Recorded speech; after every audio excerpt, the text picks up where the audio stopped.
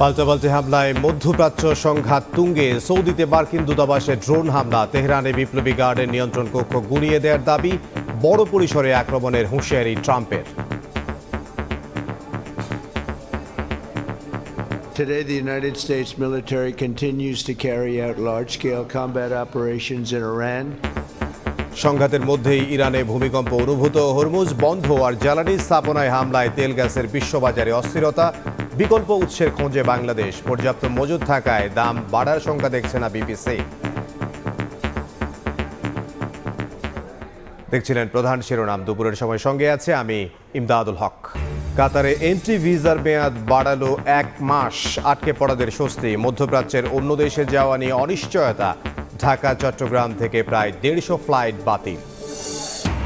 জুলাই সনদ বাস্তবায়ন আদেশ ও গণভোট অধ্যাদেশ কেন অবৈধ নয় জানতে চান হাইকোর্ট। সংবিধান সংস্কার পরিষদের শপথের বৈধতা নিয়েও রুল পাল্টাপাল্টি অভিযোগ।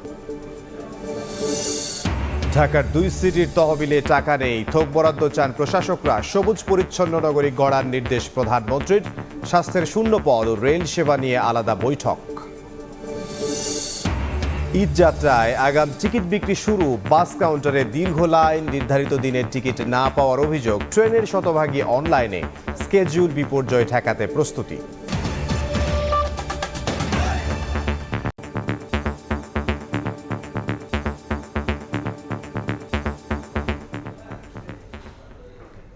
শুরুতেই ইরান প্রসঙ্গ।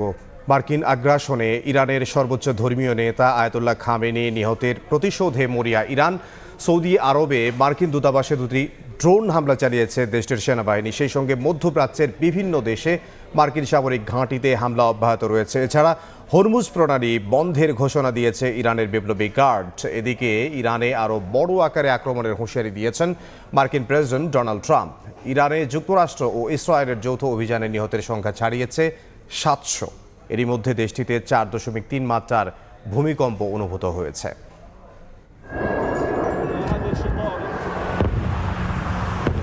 উত্তপ্ত মধ্যপ্রাচ্য।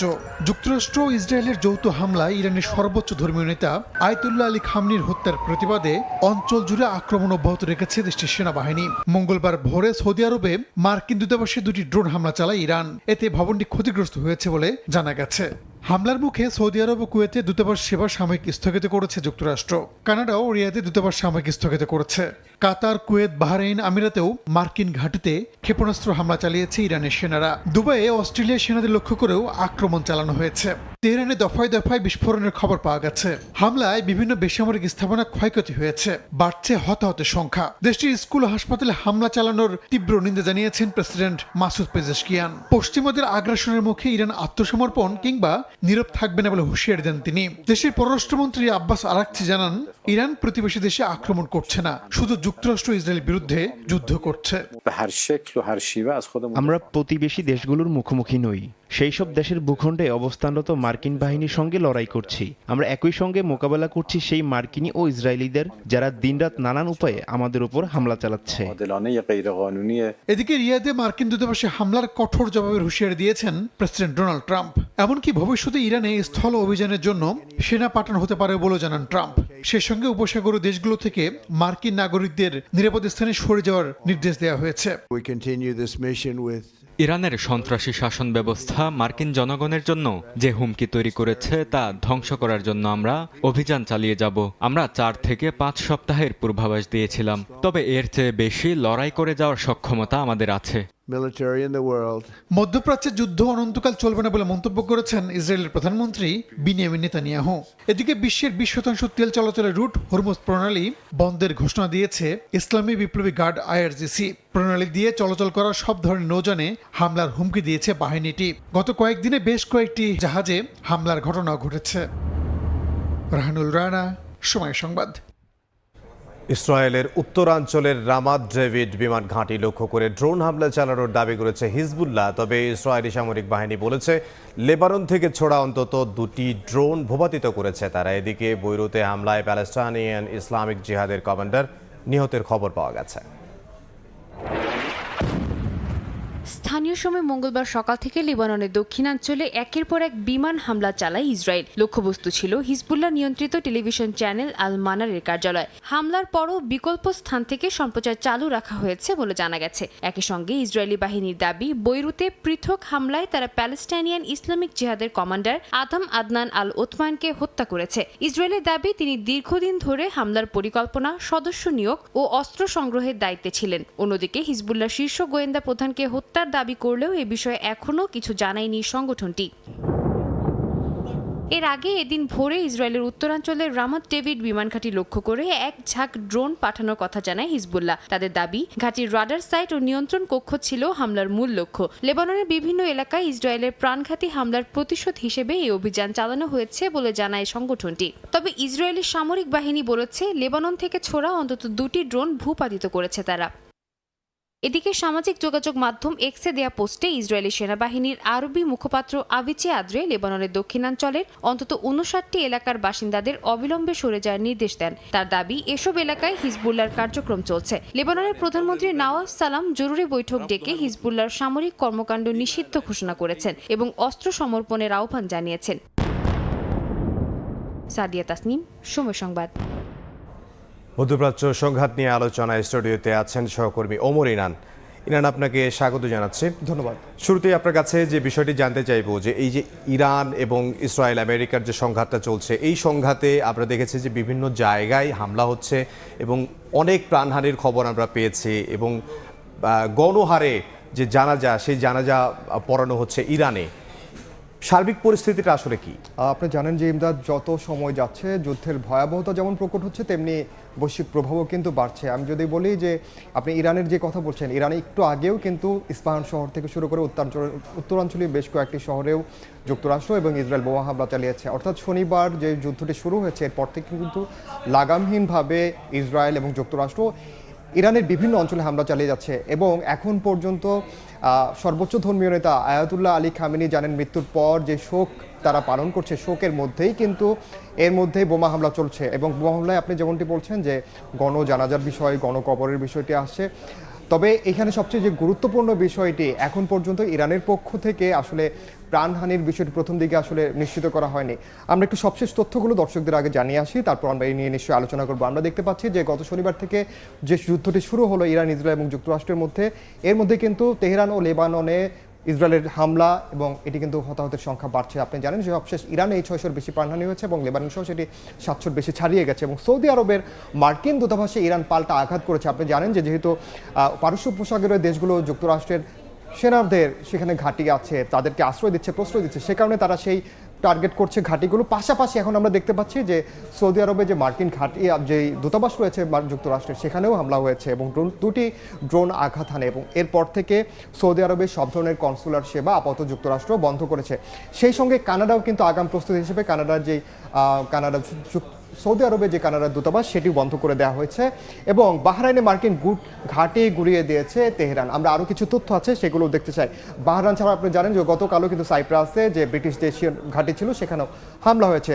এছাড়া আমি যদি বলি, আরও বড় পরিসরে হামলার হুঁশিয়ারি দিয়েছেন মার্কিন প্রেসিডেন্ট ডোনাল্ড ট্রাম্প। এবং পাল্টা কিন্তু ইরানও বসে নেই। ইরানের প্রেসিডেন্ট মাসুদ পেজেশকিয়ানও বলছে তারাও নীরব থাকবে না, তারাও তাদের শত্রুদের বিপক্ষে, বিশেষ করে যুক্তরাষ্ট্র এবং যুক্তরাষ্ট্রকে যারা আশ্রয় দিচ্ছে তাদের সেই ঘাঁটিগুলোতে তারা হামলা চালিয়ে যাবে। বেসামরিক ও শিশুদের উপর হামলায় জাতিসংঘ উদ্বেগ জানিয়েছে। আপনি জানেন যে প্রথম দিনেই যুক্তরাষ্ট্র এবং ইসরায়েল যে হামলাটি করে বসে একটি এলিমেন্টারি স্কুলে, সেখানে 150-র মতো শিশু নিহত হন। এবং তখন পর্যন্ত মানবাধিকার সংগঠন থেকে শুরু করে কেউ কিন্তু কোনো ধরনের একটি কথা বলে।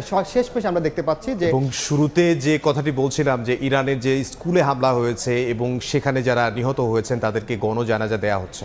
একদম, আসলে গণজানাজা কিন্তু সেই শিশুদের ক্ষেত্রেই সবচেয়ে বেশি হয়েছে আমরা দেখেছি। কারণ 150 শিশু একটি হামলায় মারা যাওয়া, এটি যদি আসলে ইসরায়েলি হতো, সেক্ষেত্রে আপনি নিশ্চয়ই আমরা দেখতে পেতাম যে মানবাধিকার যে সংগঠনগুলো, সেগুলোর আসলে উদ্বেগ উৎকণ্ঠা কেমন ছিল। এবং বৈশ্বিকভাবেও কিন্তু আসলে আপনি জানেন যে এই যুদ্ধের প্রভাব কিন্তু পড়তে শুরু করেছে। এই যে সংঘাত আসলে অর্থনৈতিকভাবেও ক্ষতিগ্রস্ত হচ্ছে, বৈশ্বিকভাবেই একটা চাপ। আপনি জানেন এর মধ্যে হরমুজ প্রণালী কিন্তু বন্ধ করে দেওয়া হয়েছে। এ নিয়ে আমাদের প্রতিবেদন আছে, সেটি আগে আমরা দেখে আসি। হরমুজ প্রণালী বন্ধ ঘোষণা ও সৌদি কাতারের জ্বালানি স্থাপনায় ইরানের হামলার পর লাফিয়ে বাড়ছে তেল ও গ্যাসের দাম। একদিনে অপরিশোধিত জ্বালানি তেলের দাম বেড়েছে 13%। আর কাতার এনার্জি রাস দাফান কমপ্লেক্সে এলএনজি উৎপাদন বন্ধ করায় ইউরোপীয় বাজারে এলএনজির দাম 50% বেড়ে গেছে। এলএনজি পরিবহনের জাহাজ ভাড়া প্রায় 45% বেড়েছে। মার্কিন যুক্তরাষ্ট্র ও ইসরায়েলের চলমান হামলার প্রতিক্রিয়ায় ইরান মধ্যপ্রাচ্য জুড়ে হামলা চালিয়ে যাওয়ায় সরবরাহ সংকটের আশঙ্কায় বিশ্ববাজারে তেল ও গ্যাসের দাম বাড়ছে। বিশ্বে প্রায় 20% তেল ও গ্যাস পরিবহন হওয়া হরমুজ প্রণালীর কাছে কমপক্ষে 3 জাহাজে হামলার পর বিশ্বব্যাপী জ্বালানি তেলের দাম 13% বেড়ে ব্যারেল প্রতি $82 ছাড়ায়, যা 2025 সালের জানুয়ারির পর সর্বোচ্চ। তবে দাম কিছুটা কমে বর্তমানে ব্যারেল প্রতি দাঁড়িয়েছে $79.48। এদিকে সৌদি আরামকো রাস তানুরায় তাদের প্রধান তেল শোধনাগারে ড্রোন হামলার পর শোধনাগারটি সাময়িকভাবে বন্ধ করে দেয়। ইরানের হামলার পর রাস লাফান কমপ্লেক্সে তরলীকৃত প্রাকৃতিক গ্যাস উৎপাদন বন্ধ করেছে কাতার এনার্জি। এই প্রতিষ্ঠানের 82% ক্রেতাই এশিয়ার দেশগুলো। এরপরে ইউরোপীয় বাজারে এলএনজির দাম 50% বেড়ে যায়। বিশ্বের প্রায় 20% গ্যাস কাতার সরবরাহ করে থাকে এবং এশীয় ও ইউরোপীয় বাজারে জ্বালানির চাহিদার ভারসাম্য বজায় রাখতে গুরুত্বপূর্ণ ভূমিকা পালন করে। এমন পরিস্থিতিতে হরমুজ প্রণালী বন্ধের ঘোষণা দিয়েছে ইসলামী রেভলিউশনারি গার্ডস ক্রপস আইআরজিসি। তারা প্রণালী থেকে চলাচল করা সব ধরনের নৌযানে হামলার হুমকি দিয়েছে। এমন প্রেক্ষাপটে এলএনজি পরিবহনে জাহাজ ভাড়া প্রায় 45% বেড়ে গেছে। এলএনজি পরিবহনের মূল্য নির্ধারণকারী সংস্থা স্পার্ক কমোডিটিসের মতে আটলান্টিকের দৈনিক ভাড়া 43% বেড়ে $61,500 দাঁড়িয়েছে। আর প্রশান্ত মহাসাগরীয় অঞ্চলে পণ্য পরিবহনের হার আগের দিনের তুলনায় 45% বেড়ে দাঁড়িয়েছে $41,000। হরমুজ প্রণালীর প্রবেশপথে আন্তর্জাতিক জাহাজ চলাচল প্রায় স্থবির হয়ে পড়েছে। সংঘাত দীর্ঘস্থায়ী হলে বৈশ্বিক বাজারে জ্বালানি তেলের দাম আরও বেড়ে ব্যারেল প্রতি $100 হতে পারে বলে সতর্ক করেছেন বিশ্লেষকরা। ইয়ানুর শিফাত, সময় সংবাদ। কাতার জ্বালানি উৎপাদন বন্ধ করায় স্বাভাবিকভাবে এই প্রশ্ন জাগে দেশের কি অবস্থা। দেশের তেলের মজুত নিয়ে জানাতে বাংলাদেশ পেট্রোলিয়াম কর্পোরেশনের চেয়ারম্যান মোহাম্মদ রেজানুর রহমানকে সঙ্গে নিয়ে যুক্ত হচ্ছেন সহকর্মী কামরুজ্জামান মামুন। যাচ্ছি তার কাছে।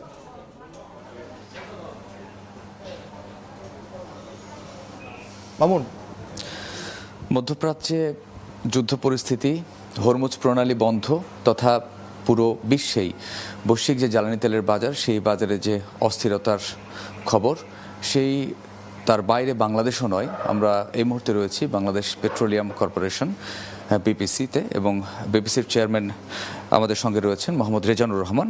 আমরা বাংলাদেশে এই যে জ্বালানি তেলের মজুত এবং বর্তমান যে বাজার ব্যবস্থা, সেই মজুত এবং বাজার ব্যবস্থা সম্পর্কে বিস্তারিত তার কাছ থেকে জানার চেষ্টা করব। আপনি একটু বলবেন আমাদেরকে যে আমাদের আসলে মজুত কত দিনের রয়েছে এখন পর্যন্ত? আমাদের মজুদ বিভিন্ন ক্যাটাগরির ফুয়েলের ক্ষেত্রে বিভিন্ন রকমের। যেরকম সবচেয়ে ফ্রিকুয়েন্টলি ইউজ হয় এর মধ্যে ডিজেলের 14 দিন মজুদ আছে এবং এখনও আমাদের এই ফেব্রুয়ারি মাসের যে দুটো জাহাজ যেটা আমরা ডিসচার্জ করছি সেটা চলমান আছে। আর আপনার অকটেন হলো 28 দিনের, তারপরে পেট্রোল হলো 15 দিন, আর ফার্নেস অয়েল 93 ডেজ 93 দিনের মজুদ আছে।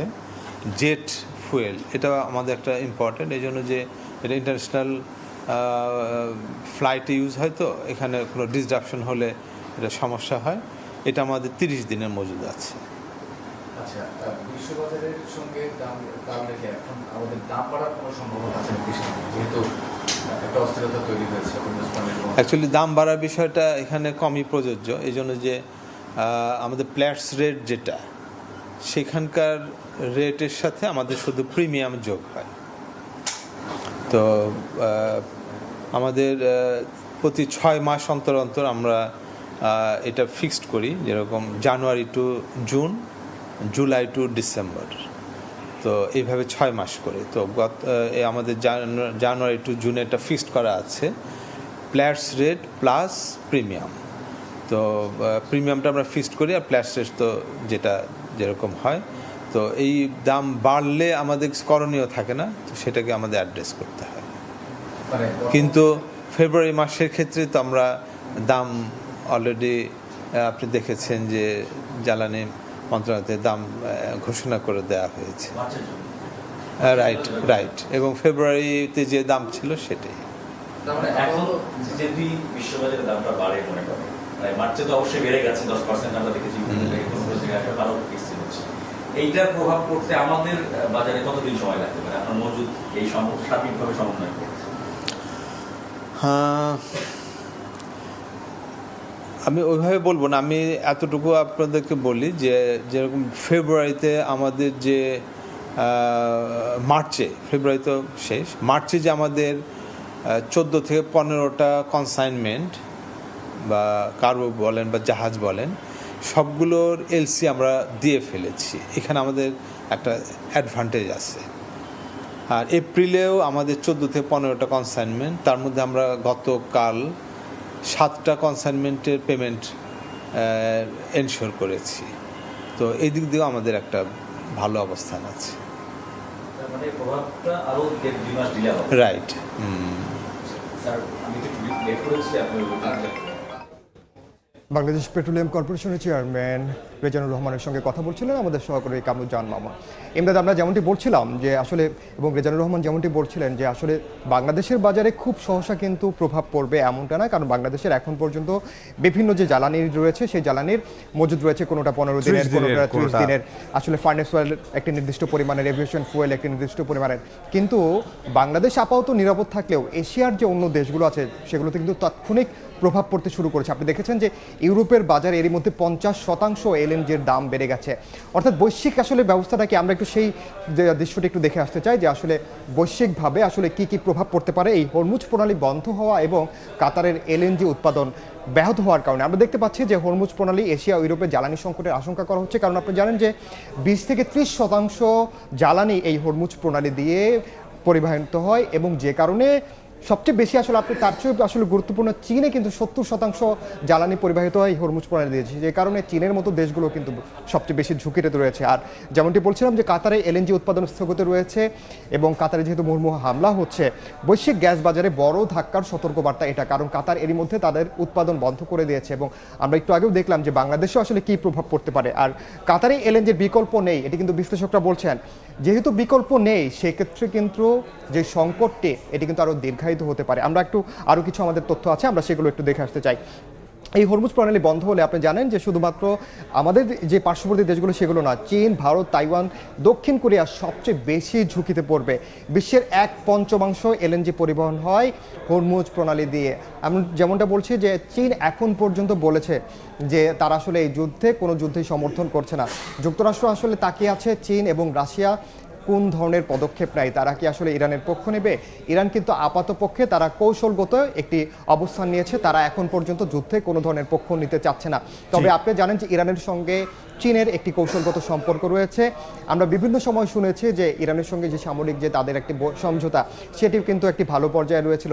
অনেকে ধারণা করছে এটা আসলে বৈশ্বিক অর্থনীতির যে প্রভাবটা পড়বে সেটি আসলে আপনি জানাচ্ছিলেন। সংঘাতের কথা যদি আবার একটু বলতে চাই, সেটা হচ্ছে যে ইরানে আমরা দেখেছি 4.3 মাত্রার ভূমিকম্প হয়েছে, এবং এই ভূমিকম্পের আগে আমরা যেটি দেখেছি যে স্যাটেলাইটের ছবিতে দেখা গেছে যে ইরানের যে পারমাণবিক স্থাপনা রয়েছে নাতানজে, সেখানে একটু ড্যামেজ হয়েছে, ক্ষতিগ্রস্ত হয়েছে, সেই ছবিটি আমরা দেখতে পেয়েছি। ইমদাদ, আপনি জানেন যে কোনো ধরনের ভূমিকম্প হলেই স্বাভাবিকভাবে আসলে অনেকেই মনে করেন যে ইরান নিশ্চয়ই এখানে কোনো ধরনের পারমাণবিক পরীক্ষা তারা চালালো কিনা। তবে আপনাকে এটাও জানিয়ে রাখি, ইরান কিন্তু একটু ভূমিকম্প প্রবণ এলাকা।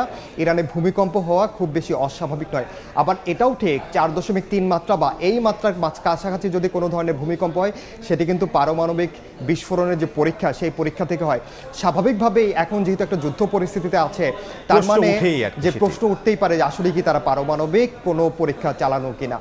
জি, ওমর ইনান, আপনাকে অসংখ্য ধন্যবাদ আমাদের সঙ্গে যোগ দেওয়ার জন্য। ধন্যবাদ। ইসরায়েল, মার্কিন ও ইরানের সংঘাত নিয়ে আমাদের সঙ্গে আলোচনায় যুক্ত ছিলেন সহকর্মী ওমর ইনান।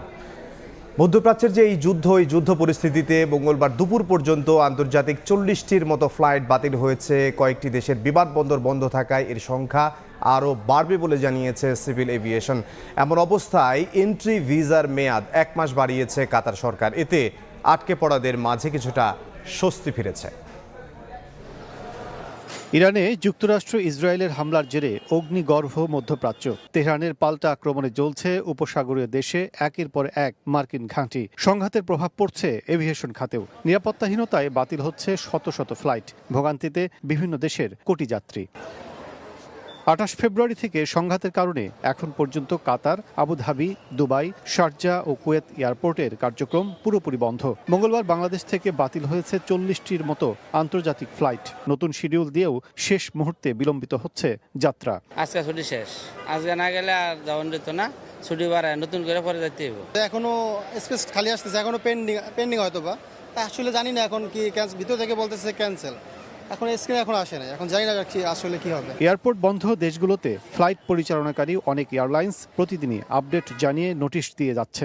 একই সঙ্গে যাত্রীদের সমন্বয় করছে দেশীয় এয়ারলাইন্সগুলো। আজকে আমাদেরকে টাইম দিচ্ছে যে 5টা বাজে আমাদের ফ্লাইট, এখন আসি দেখতেছি যে আপনার এই যে 14টা 25 ফ্লাইট ক্যান্সেল নামবে। 5 তারিখ পর্যন্ত ফ্লাইট ক্যান্সেল, পুনরায় ফ্লাইট চালু হওয়ার পরে আপনি এখানে আসলে আমরা পুনরায় আপনাকে টিকিটটা নতুন করে শিডিউল সেট করে দেব। উদ্ভূত পরিস্থিতিতে এন্ট্রি ভিসার মেয়াদ 1 মাস বাড়িয়েছে কাতার সরকার। এতে আটকে পড়াদের মাঝে কিছুটা স্বস্তি ফিরেছে। তবে মধ্যপ্রাচ্যের অন্য দেশে যাওয়া নিয়ে অনিশ্চয়তা কাটেনি।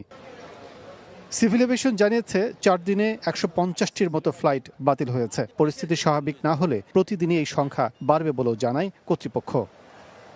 কাজল আব্দুল্লাহ, সময় সংবাদ, ঢাকা। এই মুহূর্তে হযরত শাহজালাল আন্তর্জাতিক বিমানবন্দরে আছেন সহকর্মী কাজল আব্দুল্লাহ, সরাসরি যাব তার কাছে। কাজল,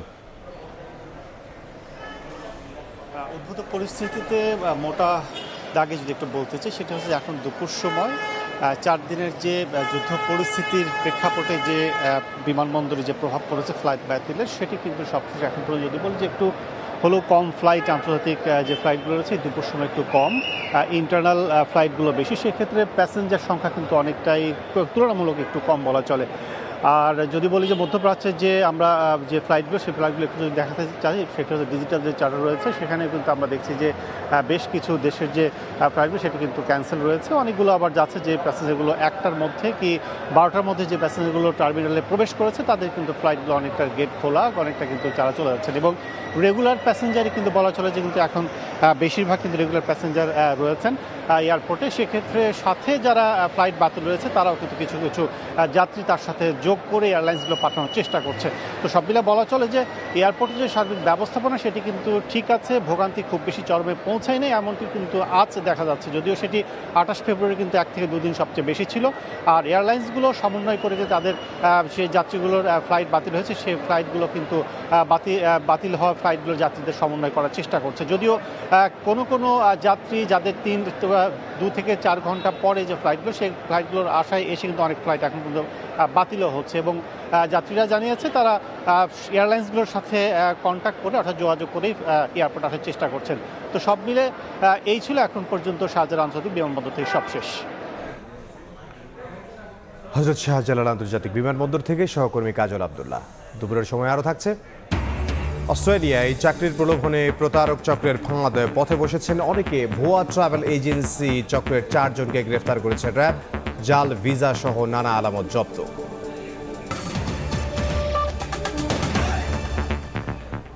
জুলাই জাতীয় সনদ বাস্তবায়ন আদেশ কেন অবৈধ নয় তা জানতে চেয়ে রুল জারি করেছেন হাইকোর্ট। আর একটি রিটের পরিপ্রেক্ষিতে গণভোট অধ্যাদেশের বৈধতা নিয়ে প্রশ্ন তোলেন উচ্চ আদালত। রিটকারী পক্ষের আইনজীবী বলেন, সংবিধান অনুযায়ী রাষ্ট্রপতির আদেশে সংবিধান সংস্কারের কোনো সুযোগ নেই। অন্যদিকে বিপক্ষের আইনজীবীর দাবি, জুলাই সনদ ও গণভোট অবৈধ হলে ত্রয়োদশ জাতীয় সংসদ নির্বাচনও অবৈধ। ছাত্র জনতার গণঅভ্যুত্থানে 2024 সালের 5 আগস্ট আওয়ামী লীগ সরকারের পতন হয়। গঠিত হয় অন্তর্বর্তীকালীন সরকার। জন আকাঙ্ক্ষা অনুযায়ী রাষ্ট্রের বিভিন্ন ক্ষেত্রে সংস্কারের উদ্যোগ নেয় ডক্টর ইউনূস সরকার। এরই ধারাবাহিকতায় 2025 সালের 17 অক্টোবর জুলাই জাতীয় সনদে স্বাক্ষর করে রাজনৈতিক দলগুলো। পরের মাসে জুলাই সনদ বাস্তবায়ন আদেশ ও গণভোট অধ্যাদেশ গেজেট আকারে প্রকাশ করা হয়। 12 ফেব্রুয়ারি অনুষ্ঠিত হয় জাতীয় নির্বাচন ও গণভোট। নির্বাচনে 2/3 সংখ্যাগরিষ্ঠতা পায় বিএনপি, আর গণভোটে হ্যায় জয়যুক্ত হয়। বিরোধী দলের আসন পায় জামায়াত নেতৃত্বাধীন 11 দলীয় জোট। জোটটির এমপিরা জুলাই সনদ মেনে সংসদ সদস্য ও সংবিধান সংস্কার পরিষদের শপথ নেয়। আর বিএনপি এবং স্বতন্ত্র সংসদ সদস্যরা শুধু এমপি হিসেবে শপথ নেন। বিএনপির পক্ষ থেকে বলা হয়, সংবিধান সংস্কার পরিষদের শপথ নেওয়ার বিষয়টি সংবিধানে নেই। এ নিয়ে শুরু হয় আইনি বিতর্ক, যা গড়ায় উচ্চ আদালতে। জুলাই জাতীয় সনদ বাস্তবায়ন আদেশ ও গণভোট অধ্যাদেশের বিরুদ্ধে পৃথক 2টি রিট করেন সুপ্রিম কোর্টের 2 জন আইনজীবী। মঙ্গলবার যার রুল জারি করেন উচ্চ আদালত। রুলে সনদ বাস্তবায়ন আদেশ ও গণভোট অধ্যাদেশ কেন অবৈধ নয় সরকারের কাছে জানতে চাওয়া হয়। এর আগে সোমবার শুনানিতে রিটের পক্ষের আইনজীবীরা বলেন, সংবিধান অনুযায়ী রাষ্ট্রপতির আদেশে সংবিধান সংস্কারের কোনো সুযোগ নেই। আমাদের সংবিধানের 93 অনুচ্ছেদে সেখানে আছে রাষ্ট্রপতি এমন কোনো অর্ডিন্যান্স করতে পারবে না যে বিষয়বস্তু আমাদের সংবিধানে নাই। আমাদের বর্তমান সংবিধানে গণভোটের কোনো বিধান নাই। জুলাই জাতীয় সনদ ও গণভোট নিয়ে প্রশ্ন উঠলে ত্রয়োদশ জাতীয় সংসদ নির্বাচন নিয়ে কেন প্রশ্ন উঠবে না, এমন মন্তব্য করেন রিটের বিপক্ষের আইনজীবীরা। বলেন, বিএনপি জুলাই জাতীয় সনদে স্বাক্ষর করলেও সরকারে এসে দ্বিচারিতা করছে। 30টি বিষয়ে যেখানে বিএনপি সহ সকল রাজনৈতিক দল একমত হলো, সেই 30টি বিষয়কেও রুলের অধীনে কার ইনস্ট্রাকশনে আনা হলো, এটি আমরা এখনো পর্যন্ত বোধগম্য নই। সরকার এই সংস্কার প্রস্তাবকে পার্লামেন্টকে বাইপাস করে কোর্টের মাধ্যমে সেটেল করে এক ধরনের স্থিতাবস্থা বা এক ধরনের সুবিধা নেয়ার জন্য চেষ্টা করছে। মন্ত্রিপরিষদ সচিব, প্রধানমন্ত্রীর মুখ্য সচিব, আইন সচিব, প্রধান নির্বাচন কমিশনার সহ সংশ্লিষ্টদের 4 সপ্তাহের মধ্যে রুলের জবাব দেওয়ার নির্দেশ দিয়েছেন উচ্চ আদালত। আসিফ মোহাম্মদ সিয়াম, সময় সংবাদ, ঢাকা। ঢাকার 2 সিটির তহবিলে কোনো টাকা নেই। পরিচালনার জন্য সরকারের কাছে থেকে থোক বরাদ্দ চেয়েছেন প্রশাসকরা। দুপুরে ঢাকা উত্তর, দক্ষিণ ও গাজীপুর সিটি কর্পোরেশনের প্রশাসকের সঙ্গে বৈঠক করেন প্রধানমন্ত্রী তারেক রহমান। সবুজ পরিচ্ছন্ন নগরী গড়ার পাশাপাশি মশা নিধনে জোর দেওয়ার নির্দেশ দেন প্রধানমন্ত্রী। এদিন সচিবালয়ে বিভিন্ন দফতরের মন্ত্রী, প্রতিমন্ত্রী ও সচিবদের সঙ্গে একাধিক বৈঠক করেন তারেক রহমান। বৈঠকে স্বাস্থ্যের বিভিন্ন দফতরে শূন্য পদ পূরণ ও রেল সেবার মান নিয়ে আলোচনা হয়। এ সময় দ্রুত শূন্য পদ ও রেল সেবা বাড়ানোর নির্দেশ দেয়া হয়। যদি রাজস্ব বাজেটের উপর ভর করে আমরা বেতন দিতে যাই, তাহলে বেতন দিতে পারবো না, বেতনের টাকা নাই। তারা এমনভাবে সব শূন্য করে দিয়ে গেছে। এবং তারপরে আরও যেটা করেছে যে তারা প্রায় 1400 কোটি টাকার অ্যাডভান্স তারা অলরেডি ওয়ার্ক অর্ডার পর্যন্ত দিয়ে গেছে। সেই টাকাটা কোত্থেকে আসবে সেটা তারা চিন্তা করেন। এই যে খাল খননের যে কর্মসূচিটা, সেটা আমাদের পার্টির ম্যানিফেস্টোতে আছে এবং এই খাল খনন না করলে সামনে যে ডেঙ্গুর যে আবির্ভাব ঘটবে সেটা আমাদেরকে বিপদগ্রস্ত হতে হবে। তাই আমরা পুনরায় এটাকে আগামভাবে আমরা এটা করার চেষ্টা করছি। উপকূলীয় এলাকায় দুর্যোগ মোকাবিলায় কোস্ট গার্ডকে জনসেবামূলক কাজ অব্যাহত রাখার নির্দেশ দিয়েছেন প্রধানমন্ত্রী তারেক রহমান। সকালে সচিবালয়ে প্রধানমন্ত্রীর সঙ্গে সাক্ষাৎ করেন কোস্ট গার্ডের মহাপরিচালক রিয়ার অ্যাডমিরাল মোহাম্মদ জিয়াউল হক। এ সময় প্রধানমন্ত্রীকে কোস্ট গার্ডের উন্নয়নমূলক কর্মকাণ্ড সম্পর্কে জানান তিনি। প্রধানমন্ত্রী বাহিনীর দেশপ্রেম, পেশাদারিত্ব ও নিরলস পরিশ্রমের প্রশংসা করেন এবং সার্বভৌমত্ব রক্ষায় কোস্ট গার্ডকে সর্বোচ্চ প্রস্তুত থাকার আহ্বান জানান।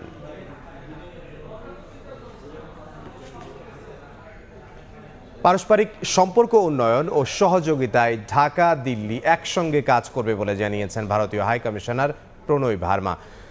স্থানীয় সরকার উন্নয়নে ভারত বাংলাদেশের সঙ্গে কাজ করবে বলেও জানিয়েছেন তিনি। দুপুরে সচিবালয়ে স্থানীয় সরকার মন্ত্রী মির্জা ফখরুল ইসলাম আলমগীরের সঙ্গে সৌজন্য সাক্ষাতের পর একথা জানান প্রণয় Verma. We discussed how our experiences can be of benefit to each other. We agreed to have some exchanges, visits of delegation to centers of excellence, some capacity building programs in areas where we can work together, exposure visits, best practices. So this is an area, as I mentioned, where both India and Bangladesh have a lot of commonality. We have a large rural population. We both are focused on promoting local governance. In India, it's Panchayati Raj system, which has a very strong foundation now as part of our national. পররাষ্ট্রমন্ত্রী doctor Khalilur রহমানের সঙ্গে সৌজন্য সাক্ষাৎ করেছেন British high commissioner Sarah Cook. এ সময় শিক্ষা, অভিবাসন, নিরাপত্তা, সহযোগিতা, রোহিঙ্গা প্রত্যাবাসন এবং জনগণের মধ্যে সম্পর্ক জোরদারে দ্বিপাক্ষিক আলোচনা করেন তারা। বৈঠকে নতুন সরকারের শপথ অনুষ্ঠানে ইন্দো প্যাসিফিক বিষয়ক ব্রিটিশ মন্ত্রী সীমা মালহোত্রাকে পাঠানোর জন্য যুক্তরাজ্যকে ধন্যবাদ জানান পররাষ্ট্রমন্ত্রী। রোহিঙ্গাদের দ্রুত ও টেকসই প্রত্যাবাসনে দেশটিকে নেতৃত্বমূলক ভূমিকা অব্যাহত রাখার আহ্বানও জানিয়েছেন তিনি। জাতিসংঘের 81তম অধিবেশনের সভাপতিত্বে বাংলাদেশের প্রার্থিতার সমর্থন কামনা করেন পররাষ্ট্রমন্ত্রী। হাই কমিশনার বিষয়টি গুরুত্ব সহকারে বিবেচনা করার আশ্বাসও দিয়েছেন। সারাহ কুক পররাষ্ট্র প্রতিমন্ত্রী শামা ওবায়দ ইসলামের সঙ্গেও সৌজন্য সাক্ষাৎ করেন। ঈদ উপলক্ষে শুরু হয়েছে বাস ট্রেনের আগাম টিকিট বিক্রি। ভোর থেকেই বাস কাউন্টারগুলোর সামনে যাত্রীদের লম্বা লাইন দেখা গেছে। অনলাইনে বিড়ম্বনা এড়াতে টিকিট নিশ্চিত করতে কাউন্টারে ভিড় করেন যাত্রীরা। এদিকে ট্রেনের শতভাগ টিকিট বিক্রি হচ্ছে অনলাইনে। আজ দেয়া হচ্ছে 13 মার্চের টিকিট। সার্ভারের চাপ কমাতে বিক্রি হচ্ছে 2 শিফটে। মঙ্গলবার ভোর থেকেই গাবতলী বাস টার্মিনালে ঈদযাত্রার আগাম টিকিট প্রত্যাশী মানুষের দীর্ঘ লাইন। প্রিয়জনের সঙ্গে ঈদ করতে আগেভাগেই টিকিট নিশ্চিত করতে ভিড় করেন যাত্রীরা। নারী ও পুরুষের জন্য রাখা হয় আলাদা লাইন। সকাল 8টা থেকে 13 মার্চের টিকিট বিক্রি শুরু হয়। পর্যায়ক্রমে 9 মার্চ পর্যন্ত 19 মার্চের টিকিট বিক্রি করা হবে।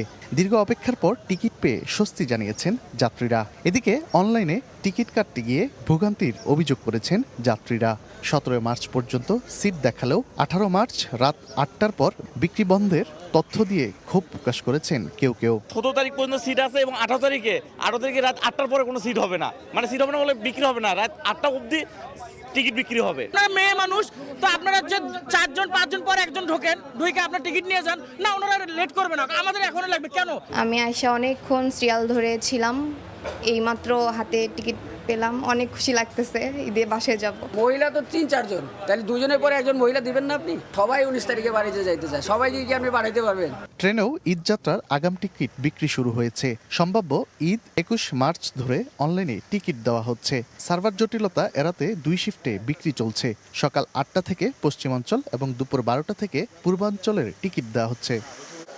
কমলাপুর রেলওয়ে স্টেশনের ম্যানেজার জানান, 2 অঞ্চলের জন্য 13 মার্চের বরাদ্দ টিকিট সংখ্যা 27,000। এর মধ্যে পশ্চিমাঞ্চলের 13,000 টিকিটের জন্য প্রথম ঘন্টায় প্রায় 21 লাখ হিট পড়ে সার্ভারে। তবে এখন পর্যন্ত বড় ধরনের সার্ভার জটিলতার অভিযোগ পাওয়া যায়নি। প্রচলিত বিধি অনুসরণ করেই তো আপনি টিকিট কাটবেন, কাজে এইখানে টিকিট ব্ল্যাক হওয়ার কোনো সুযোগ নেই। কাউন্টার থেকে তো কোনো টিকিট প্রদান করা হচ্ছে না, বা কাউন্টার থেকে টিকিট বাইরে যাচ্ছে, বিষয়টা এরকম হওয়ার সুযোগ নেই। রেলের ঈদযাত্রার টিকিট বিক্রি চলবে 12 মার্চ পর্যন্ত, আর যাত্রা শুরু হবে 13 মার্চ। তানভীর হাসান মেঘ, সময় সংবাদ, ঢাকা। দুপুরের সময় আরও থাকছে। ঈদ সামনে রেখে কেরানীগঞ্জে অস্বাস্থ্যকর পরিবেশে সেবাই তৈরি। র্যাবের অভিযানে সামনে এলো ভেজালের কারবার। ভ্রাম্যমাণ আদালতের জরিমানা।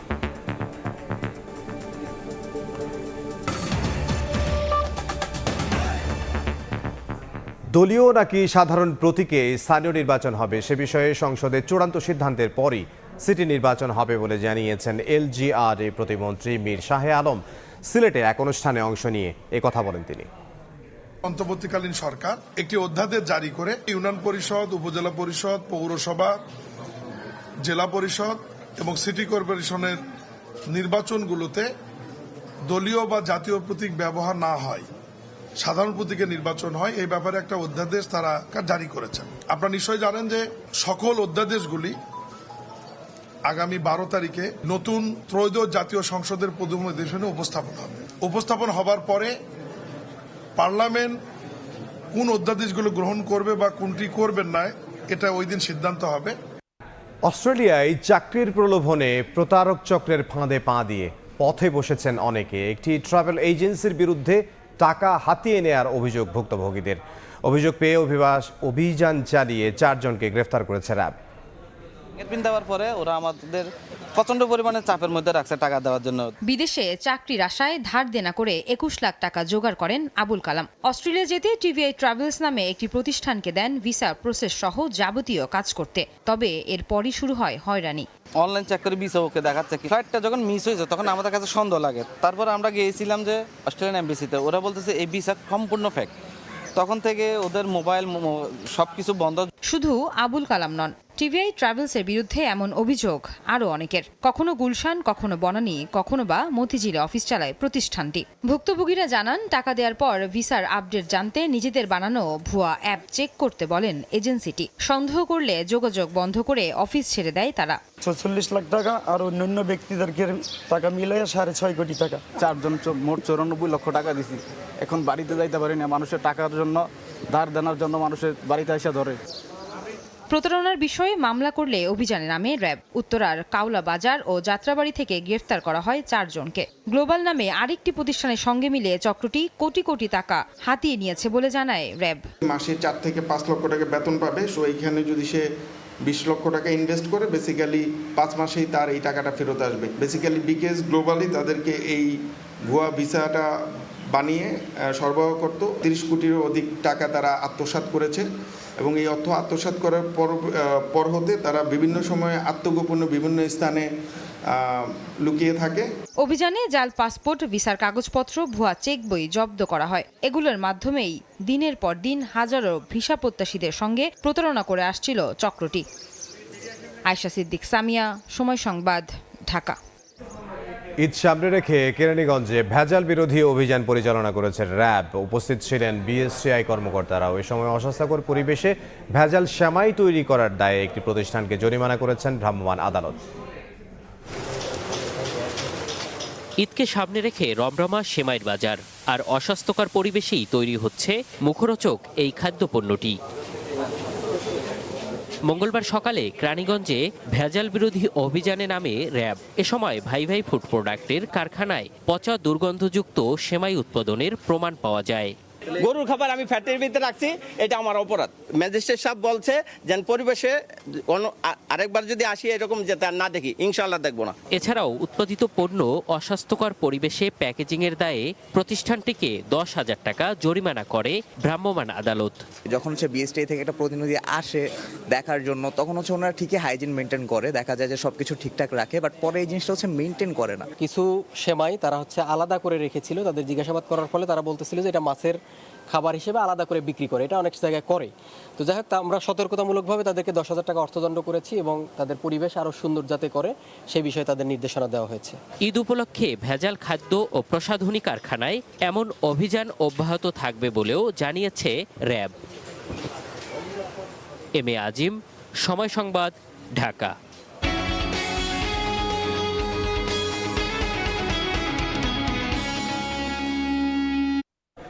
বড় ধাক্কা লেগেছে দেশের রফতানি আয়ে। এক মাসে কমেছে 20% বেশি, আর চলতি অর্থবছরের প্রথম 7 মাসের যোগফলে 3.15% কমেছে এই আয়।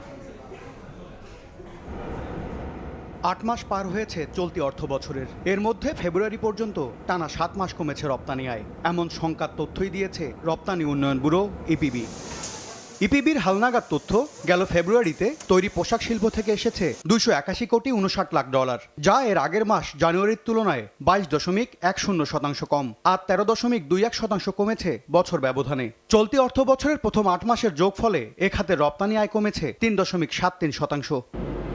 দেশের প্রধান রপ্তানি খাতের ধারাবাহিক পতনের মুখে হেলে পড়েছে মোট রপ্তানি আয়ের হিসাবও। গেল ফেব্রুয়ারি পর্যন্ত 8 মাসে দেশে মোট রপ্তানি আয় এসেছে 3,190 কোটি 58 লাখ ডলার, যা গেল অর্থ বছরের একই সময়ের তুলনায় 3.15% কম, আর জানুয়ারির তুলনায় 20.81% কমে শুধু ফেব্রুয়ারিতে এসেছে 349.53 কোটি ডলার। উদ্যোক্তারা বলছেন, মার্কিন শুল্ক আগ্রাসনে সংকোচনমুখী বিশ্ববাজারের চাপ কাটিয়ে উঠতে সময় লাগবে আরও। এর মধ্যে নতুন ভাবনায় ফেলেছে ইরানে মার্কিন ইসরায়েল হামলা ঘিরে উত্তপ্ত হয়ে ওঠা মধ্যপ্রাচ্য। বিগত 6-7 মাস যাবত আমাদের ব্যবসা কিন্তু নেগেটিভ দিকে যাচ্ছে। তো এই অবস্থায় এই রিসেন্ট যুদ্ধ কিন্তু মরার উপর খরার গায়ের মতো অবস্থা। একদিকে কয়েক বছর ধরে রুশ ইউক্রেন যুদ্ধ চলছে, অন্যদিকে নতুন করে শুরু হলো মধ্যপ্রাচ্য সংকট। অস্থির ভূ রাজনৈতিক হিসাবে অর্থনৈতিক সমীকরণ মেলাতে ব্যবসায়ীদের সঙ্গে কাঁধে কাঁধ মিলিয়ে কাজ করতে হবে দূতাবাসগুলোকে, এমন তাগাদাই দিচ্ছেন অর্থনীতিবিদরা। বাংলাদেশ এখনও আসিয়ান বাজারে রপ্তানি পণ্য বাড়াতে পারে নাই, বাংলাদেশ এখনও দক্ষিণ এশিয়া অঞ্চলে রপ্তানি বাড়াতে পারে নাই, বাংলাদেশ কিছু কিছু ট্রেড ব্লকের সাথে এখনও মুক্ত বাণিজ্য চুক্তি করতে পারে নাই, যেটার জন্য বাংলাদেশের রপ্তানি খাত বারবার হোঁচট খাচ্ছে। এমন পতনের মধ্যেও সোনালি আসে স্বপ্ন বুনে যাচ্ছেন পাট খাতের উদ্যোক্তারা। 8 মাসের হিসাবে গেল ফেব্রুয়ারি পর্যন্ত এ খাতের রপ্তানি আয় বেড়েছে 0.44%।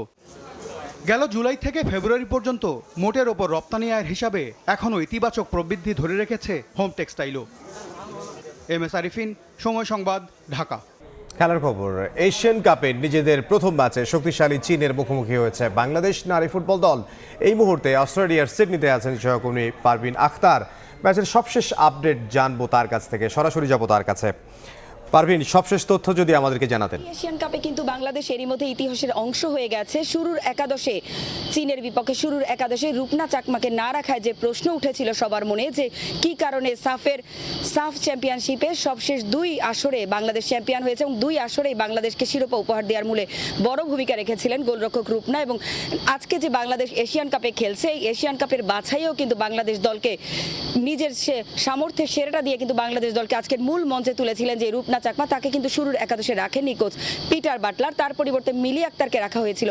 তো সবার মনে প্রশ্ন উঠেছিল যে কি কারণে মিলি কিন্তু এরই মধ্যে সে প্রশ্নের উত্তর দিয়ে দিয়েছেন সমর্থকদের, যে শুরু থেকে যে আসলে সবচেয়ে সফল দল যারা 15 বার অংশ নিয়ে 9 বারই শিরোপা জিতেছে এবং জীবনে কখনোই কিন্তু তারা সেরা 4-এর বাইরে থেকে আসর থেকে বিদায় নেয়নি, সেই চীনকে কিন্তু শুরু থেকে চোখে চোখ রেখে লড়াই করছে বাংলাদেশ দল। এবং বাংলাদেশ কিন্তু চমৎকার একটি সুযোগও তৈরি করেছিল গোলের, যে সমর্থকরা হয়তো ভেবেছিল যে চীনের সঙ্গে শুরু থেকে লড়াই করতে পারবে না বাংলাদেশ, অসহায় আত্মসমর্পণ করবে, কিন্তু বাংলাদেশ কিন্তু তাদের প্রতিটা আক্রমণের জবাব দিচ্ছে এবং বাংলাদেশ এবং গোলরক্ষক মিলির কল্যাণে কিন্তু বাংলাদেশ দুটো নিশ্চিত গোলের হাত থেকে বেঁচেছে। এবং মিলি কিন্তু শুরু থেকে, যে কারণে কোচ পিটার বাটলারের কাছে জানতে চাওয়া হয়েছিল যে কি কারণে রূপনার পরিবর্তে মিলিকে নেওয়া হয়েছে, তিনি বলেছেন কিন্তু উচ্চতার কারণে, আসলে উচ্চতায় মিলি রূপনার চেয়ে এগিয়ে কিছুটা বেশি, এই কারণে কিন্তু তিনি মিলিকে পছন্দ করেছেন এবং মিলি কিন্তু সে যে আস্থা রাখা হয়েছিল সেটা কিন্তু জবাব দিয়েছেন। আমরা কিন্তু দেখেছিলাম যে চীন কিন্তু একটা গোল দিয়েছিল, যদিও ভিডিও অ্যাসিস্ট্যান্ট রেফারির কল্যাণে কিন্তু সেই গোলটা বাতিল করা হয়েছে। তো বাংলাদেশ দল কিন্তু সময়ে সময়ে লড়াই করছে এবং প্রতিটা আক্রমণের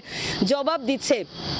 চীন নারী ফুটবলের ইতিহাসে অন্যতম শক্তিশালী দল, তাদের বিপক্ষে এই পারফরমেন্স ফুটবলারদের কাছে কিন্তু আশাই করা হয়নি। বাংলাদেশ দলের অন্যতম কাণ্ডারি ঋতুপর্ণা চাকমা, তিনি কিন্তু 13 এবং 16 মিনিটে 2টি চমৎকার সুযোগ পেয়েছিলেন গোলের এবং সে দুটো একটা গোল কিন্তু হয়েই যাচ্ছিল প্রায়, যে গোলটা যদি হয়ে যেত তাহলে কিন্তু বাংলাদেশ ইতিহাস গড়ে ফেলতো এশিয়ান কাপে গোল করে।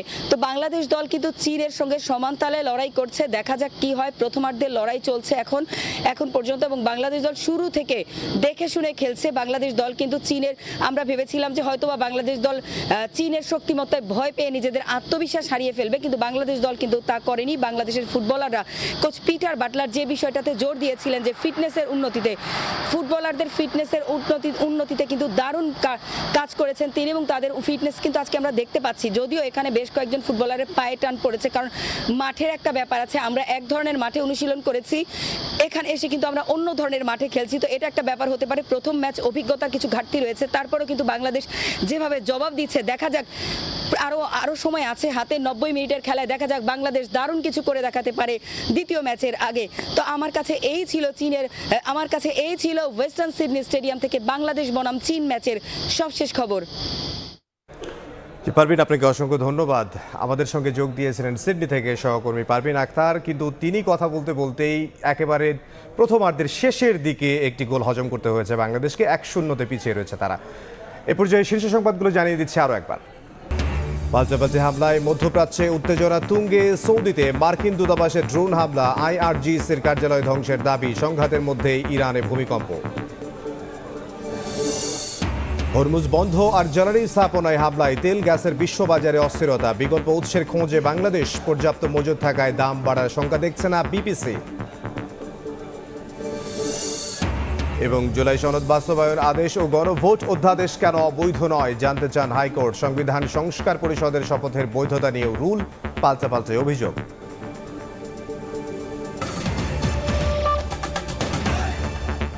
এই ছিল দুপুরের সময়ে। এরপর বিকেল 3টার সময় সংবাদ নিয়ে সঙ্গে থাকবেন সহকর্মী ওমর ইনান।